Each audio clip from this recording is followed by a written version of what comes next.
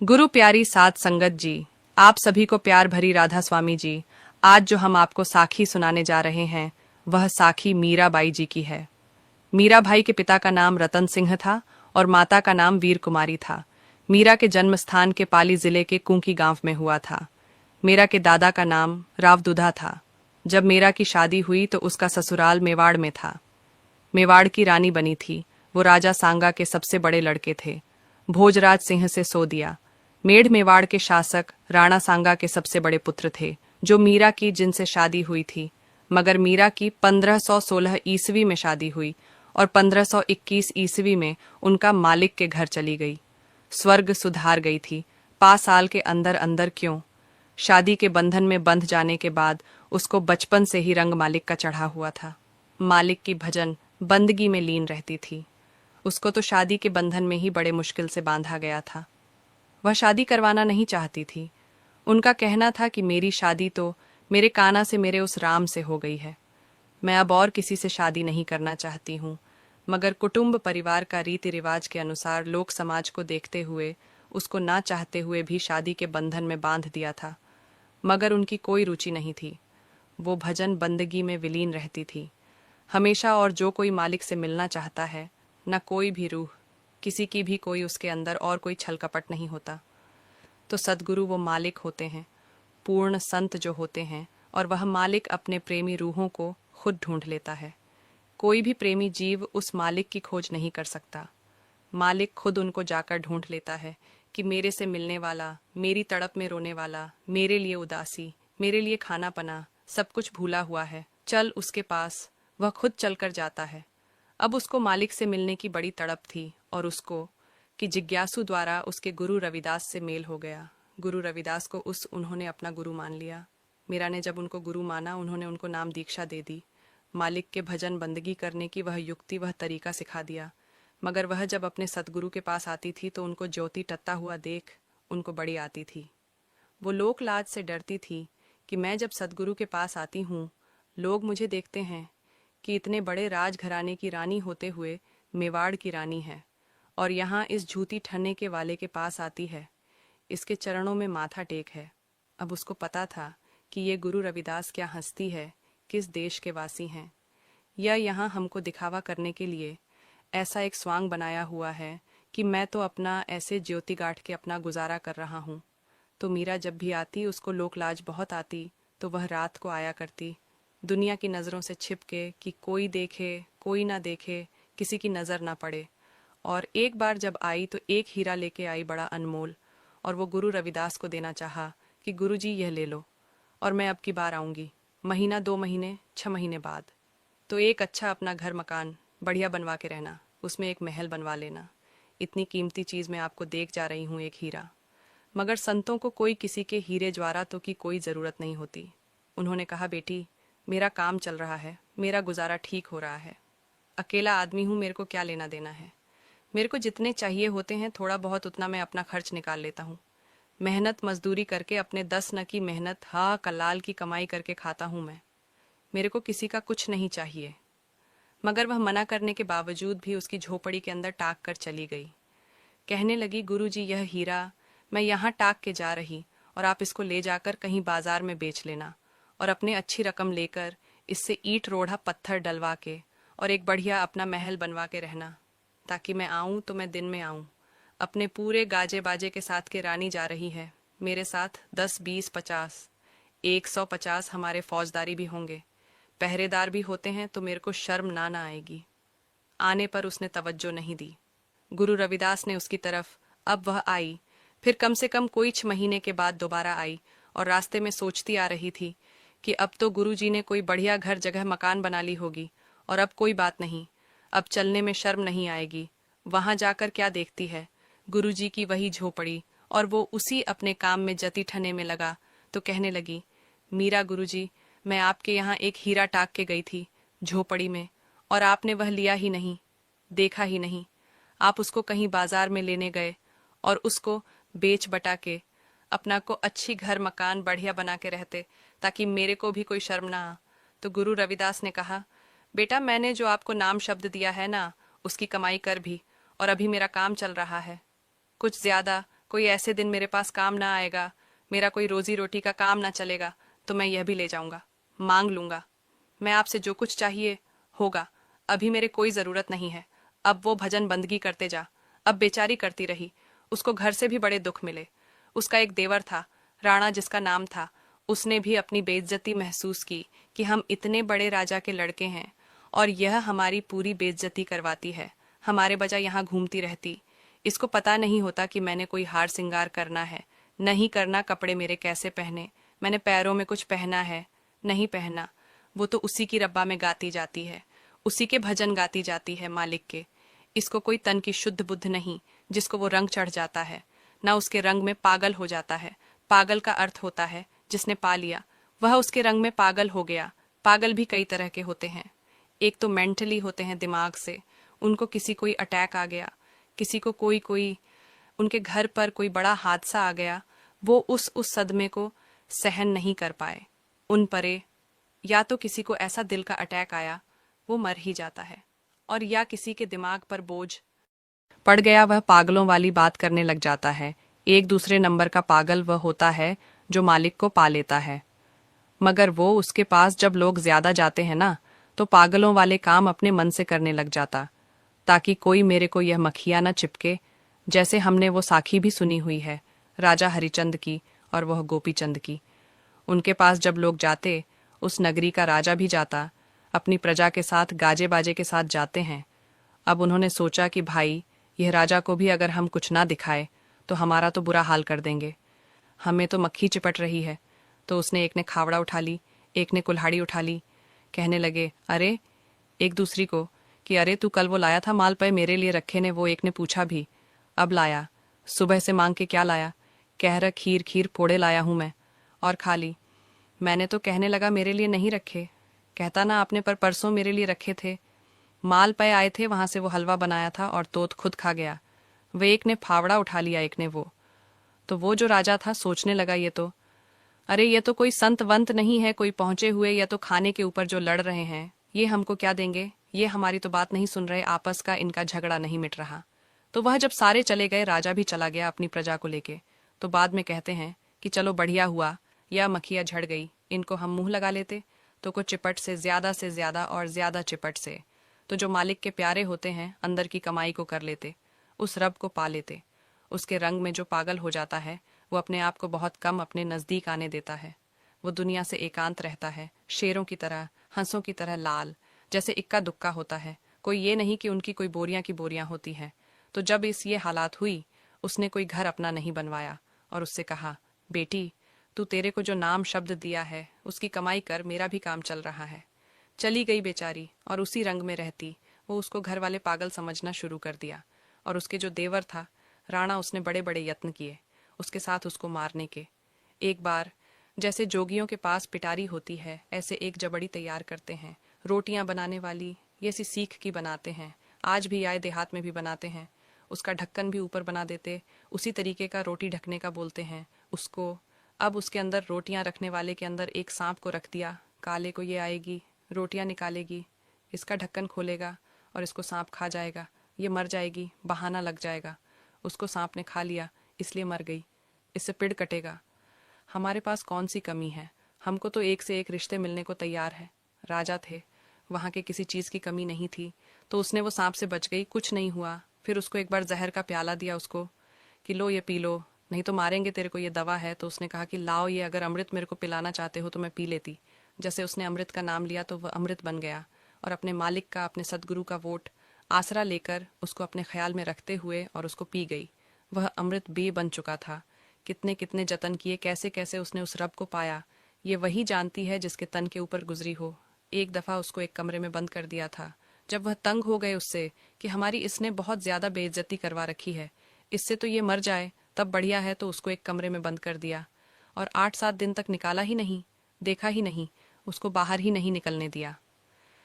तो जब पड़ोसी पड़ोसी को किसी को पता था कि मेरा ना कहीं गई घर में थी, इन्होंने कोई मार दिया, क्या कर दिया, कहाँ चलेगी पूछता, लोग करते ही पड़ोसी पड़ोसी की मेरा नहीं दिखाई दे रही। कई दिनों से आज 8-10 दिन होने को जा रहे हैं। तो किसी को पता था कोई दासी थी, किसी ने पड़ोसी पड़ोसी को धीरे से बता दिया कि मेरा पता मत चलने देना, मीरा को तो इन्होंने कमरे में बंद किया हुआ है और उसको ना खाना दे रहे ना पीना दे रहे, कुछ नहीं कि ये भूख से ही मर जाएगी। तो हम कह देंगे वह पता नहीं उसको क्या को दिमाग की हालत से ठीक नहीं रहती थी, ना खाती थी ना पीती थी, वो बीमार थी, ऐसे मर गई। जब वो अड़ोस पड़ोस वालों को जब यह इस बात का पता चला, उन्होंने खुलवाया दरवाज़ा। कहने लगे, भाई यह भी किसी की जाई है, इसका भी कोई माँ बाप है, को ऐसे अनाथ आश्रम से थोड़ी आई है, इसके भी माँ बाप हैं, बहन भाई हैं, परिवार है। क्यों इतना दुख दे रहे, इसको भेज दो, अपने घर चली जाएगी। यहाँ क्यों भूख से मार रहे, उसको कमरे में बंद कर रखा है। तो जब वो कमरा खुलवाया गया तो मीरा एक कोने में लगकर उस मालिक की तरफ लो लगाई हुई थी और उनकी आंखों से आंसू बह रहे थे। उनकी याद में उनकी बरह में रो रही थी और उनका रंग एकदम पीला पड़ा हुआ था। तो लोग उसके रंग को देखकर कहने लगे कि बेचारी भूख प्यास से किसको खाने को दिया नहीं, इसको तो पीलिया हो गया एकदम, इसका रंग पीला जर्द पड़ा हुआ है, पीलिया का रोग लग गया इसको। तो जब ये बात कही कानों मीरा ने अपने कानों से सुनी कि लोग कह रहे इसको पीलिया हो गया, तो मीरा ने रोते रोते ने कहा कि पिया कारण पीली पड़ी लोग कहे पंड रोग छह छह लंघन मैं करूं। पिया मिलन के जोग कि भाई मेरे को कोई पीलिया रोग नहीं है ना मेरे को, और कोई कोई हारी बीमारी है मेरे को। तो वह मालिक ने अपना अंदर से वो अमृत रस देता है जिससे मेरी भूख प्यास सब कुछ खत्म हो जाते हैं, आत्मा अंदर से तृप्त रहती है, किसी चीज की कोई जरूरत नहीं। और छह छह लंघन का मतलब है कि मेरे को तो 5-6 दिन हो जाते हैं, ये देते ही नहीं देते हैं। देख एकद थोड़ा बहुत कभी पानी का घोंट रख दिया, ये थोड़ी बहुत रोटी डाल दे, जैसे कोई पशुओं के या जानवरों के साथ करता है व्यवहार, वो हालात उसके साथ करते थे, घर परिवार वाले मीरा के साथ।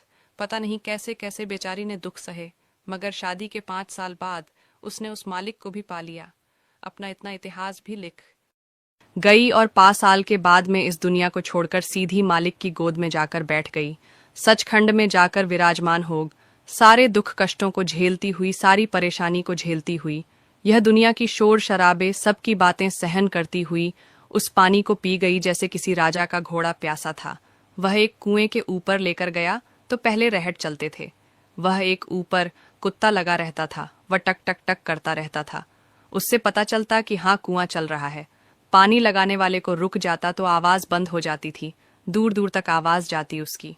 और वो बाल्टी जब भर के आती है कुएं में से, खैल खैल वो हो रही था, नीचे घड़े की तरह बना होता पानी का, वो लोहे का ही उसमें पानी गिरता है और वो बाहर आग धोरा बना देते हैं, उसमें पानी आता है।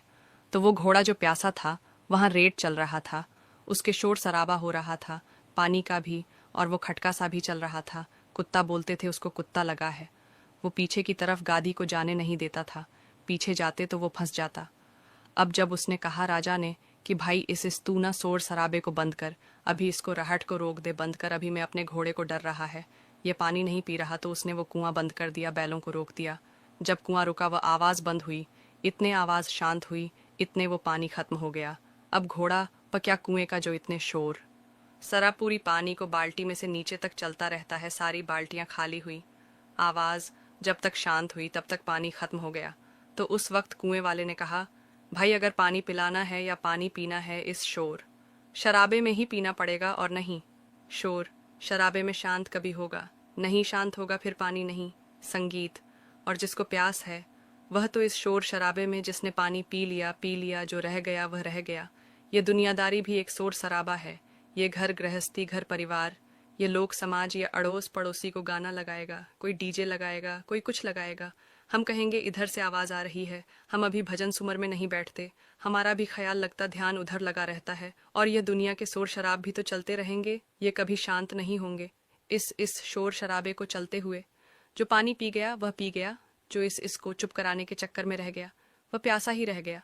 तो हमें भी चाहिए, कितने भी हमारे ऊपर दुख कष्ट आए, हम वो मालिक हमको कोई दुख कष्ट नहीं देता, जैसे हम अपनी औलाद को नहीं देते हैं, न मालिक हमें भी कुछ नहीं देता, मगर वो जो भी दुख सुख होते हैं हमारे कर्मों के ही होते हैं।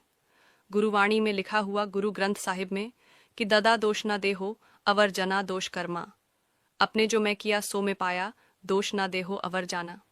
जैसा मैंने किया है ऐसे ही मेरे को आज फल मिल रहा है। मैंने अच्छे किए होते, पिछले जन्मों के पूर्ण धर्म किए होते, मैंने तो मेरे सामने आज अच्छा सब कुछ होना था, अच्छा फल मिलता मेरे को। मगर ये मेरे ही कांटे बोए हुए हैं जिनको अब मेरे को ही काटना होगा। मेरी जगह पर कोई और नहीं आएगा। जितने भी संत महात्मा उस मालिक से मिले हैं, कौन सा बताओ कि को राजगद्दी पर बैठा रहा हो और वो राज के पा ऐस इसरत भी करता रहा हो और उसने उस मालिक को भी पा लिया। ये तो एक फकीरी है। फकीर जैसे कहीं जंगल में डेरा लगा लेता है, कहीं घर घर चला जाता है, मांगना चला जाता है। किसी ने कुछ कहा, किसी ने कुछ कहा, और यह बोल कबल दुनिया के वही सहन करते हैं जिनके ऊपर कुल मालिक का हाथ होता है, उसकी तरफ उनका ख्याल होता है, वो दुनिया की कोई परवाह नहीं करते। इसीलिए कहा गया है, बोल का बोल संत सह आवर से सहा न जाए। ये जो दुनिया के बोल है न ताने, ये पूर्ण संत ही, जिसने अपनी सारी इंद्रियों को सुन किया होता है, अपने मन को शांत किया होता है, वही सुन सकता है। हर एक की बस की नहीं, हर एक तो हम तो आज हमारे अंदर इतनी आग भरी हुई है, हमसे कोई बात कह दे तो 1 मिनट में आग बबला हो जाते हैं। गुरु नानक के वक्त उसका एक चेला था जिसका नाम था सुथरा साहब, और सुथरा साहब जहाँ रहते थे वहां उसका कोई दोस्त बन गया। वह भी मालिक की भजन बंदगी करने वाला था। अब उस नगर में कोई महात्मा आ गया, कोई बाहर से। अब वहां के जो गांव वाले, अड़ोस पड़ोस वाले उस महामा के पास बहुत लोग जाने लगे और उसकी बड़ी सरना, उसकी बड़ी वड़ियाई करने लगे। जी, बहुत पहुंचा हुआ है, वह तो बड़ी कमाई वाला है, जिसके ऊपर हाथ फेर दे, जिसके ऊपर झाड़ा लगा दे, उसके सारे दुख दर्द खत्म कर देते। तो वो जो सू साहब का दोस्त था, वो कहने लगा कि चले सुथरा जी, आज हम भी चले, उसका पता ले कौन है, वह कौन आया, हमारी नगरी के लोग बहुत जा रहे उस तरफ, हमें भी तो दर्शन करने चलना चाहिए। और वह सुथरा साहब तो बहुत पहुंचे हुई चीज थे, मगर वह अपने जो साथी था उसका उसका मजबूर था, वह उसको ले गया। खा चल भाई, आज हम भी दर्शन करते। अब वहां गए तो काफी सारी बैठी हुई थी, काफी सार, और वो अपने प्रवचन सुना रहा था। चारों साइड में बैठे हुए थे संगत, काफी औरत और मर्द, दोनों पूरी संगत थी हर तरह की। अब वह सुथरा साहब और उसका एक जो मिलने वाला और कोई भक्त था, वह भी दोनों गए उनका प्रवचन उनके सुनने के लिए, उनके दर्शन करने के लिए। तो सुथरा जो था वो बहुत पचा हुआ था। उसने सोचा कि मेरे को यह लग नहीं रहा कि इसने अंदर की आग को खत्म कर रखा हो। उसकी बातों से, उसके उससे अभाव से उसने देख लिया कि इसने अभी अपने मन की शांति को प्राप्त नहीं किया है। तो जब वह बातें गहरी बातों में लगा हुआ था, तो सुथरा उसके नजदीक जाकर कहता है कि महात्मा जी, मेरे को बड़ी सख्त जरूरत है, अगर आपके पास आग हो तो थोड़ी सी आग दे दो। मेरे को महात्मा कहने लगा, अरे नहीं, बात कौन सी चल रही मूर्ख है, क्या तू यहाँ का आग दिखाई दे रही है? यहाँ कोई चला नहीं, कोई हुक्का बीड़ी जर्दे तमाकू का काम नहीं, और यहाँ कोई आग आग का क्या काम, यहाँ आग नहीं है मेरे पास। अब वो चुप हो गया। चुप हो गया तो उसने बात फिर चालू कर दी। वो कुछ साखी सुना रहा था, क्या कर रहा था, संगत को रोचन सुना रहा था। अब जब उसने देखा कि फिर पूरी तरह से लय पकड़ गया है दोबारा से, फिर धीरे से उसके पास जाकर कहता है, महात्मा जी, मेरे को बड़ी सख्त जरूरत है, अगर आग है तो आप थोड़ी सी आग दे दो। कहने लगा, रे पागल है कि अपने मन से कर रहा है, कुछ लेगा कुछ लेगा। हमसे प्रसाद जब ऐसी बातें करी तो सुथरा शांत हो गया। कहने लगा, तेरे से एक दफा मना कर दिया, आग है नहीं यहाँ कहीं दिखाई दे रही है आपको। वो तो अंदर की आग को भड़का रहा था ना, उसकी को जब वह चुप हो गया। सुथरा तीसरी बार जब वह सत्संग में फिर मगन हो गया, बातों में फिर कहने लगा। थोड़ी देर 10-15 मिनट के बाद में फिर कहता है, महात्मा जी, आपकी बड़ी कृपा होगी, मेरे को इतनी सख्त जरूरत पड़ रही है आग की, अगर आपके पास आग है तो थोड़ी सी दे दो।